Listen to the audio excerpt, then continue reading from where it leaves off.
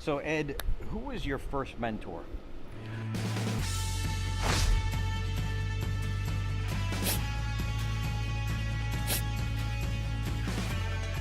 My first mentor getting into the speaking business also turned out to be my first distractor.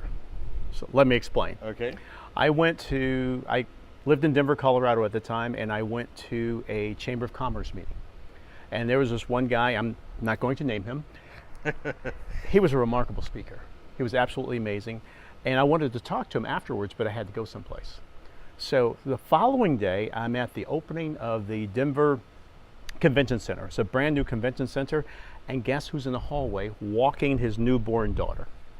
The speaker. Oh, wow. And his wife was actually presenting at a conference. So I got a chance to talk to this guy for the next 2.5 hours about Wow. how he got into the speaking business, etc.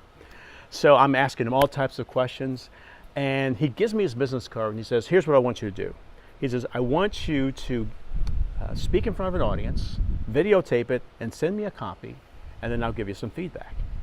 So I said, game on. You know, I had no idea how I was going to accomplish this, you know. And I held this card. This card is dog-eared, man. So finally I joined Toastmasters. This is about a year later. And then I record some of my speeches. Well, the speech I sent to him is number one, for those of you who follow Toastmasters, is called the Icebreaker.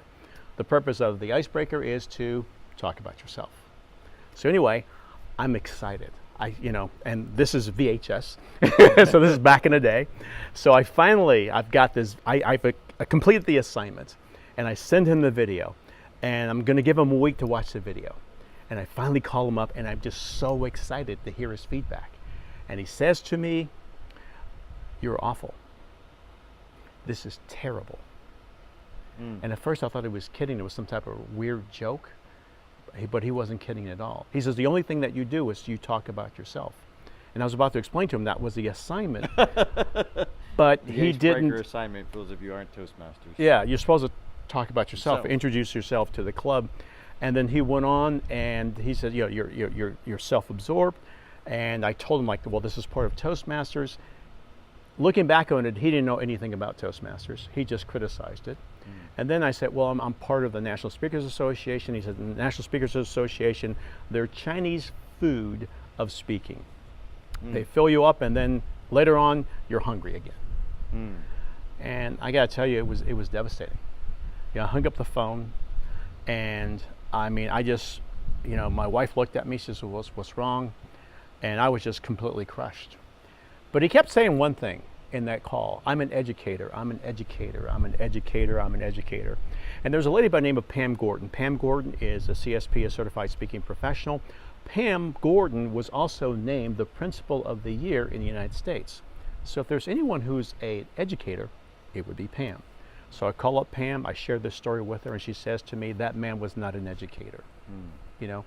She says, however, his role was to be your mentor.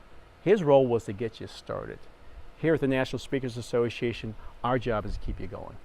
And she says that was his role. His role was to get you going. He got you going, he served his purpose, and now it's time to move on and find another mentor. So it's like a all-day, 24-hour buffet, actually. Not just the chain.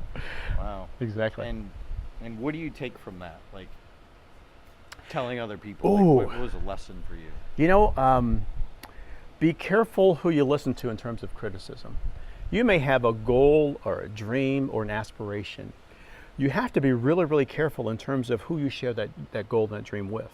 Now, I thought I was sharing it with the right person, but in hindsight, I wasn't, because he wasn't familiar with the National Speakers Association, and he definitely wasn't familiar with Toastmasters. Another story. I'm an executive in the computer industry. I spent 17 years in the computer industry.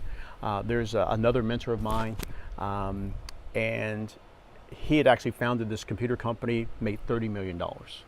So I told him, hey, I'm thinking about doing this speaking thing. And he said, Ed, don't do that. He says, you'll be a waiter. It's just like acting. You'll be a waiter, waiting tables. But this time I was ready, because I said to myself, he made his money in computers. That's his lens, that's his vision, that's how he sees the world. And I shouldn't take it personally, because he could not see how I would make money doing this. I need to ask people who are already in the business, who are already in the game, how we're going to make money doing this. So that's the advice I would give people, is ask advice from people who are already doing what you're doing. Get their advice. People who are outside of it, who can't see the vision, I would invite you not to share that with them. And sometimes you're related to these people. Sometimes you live with these people. So that's the thing I would be cautious of. Be very, very, share that goal, that dream, that aspiration you have with a very, very small group of people who share the same belief and vision.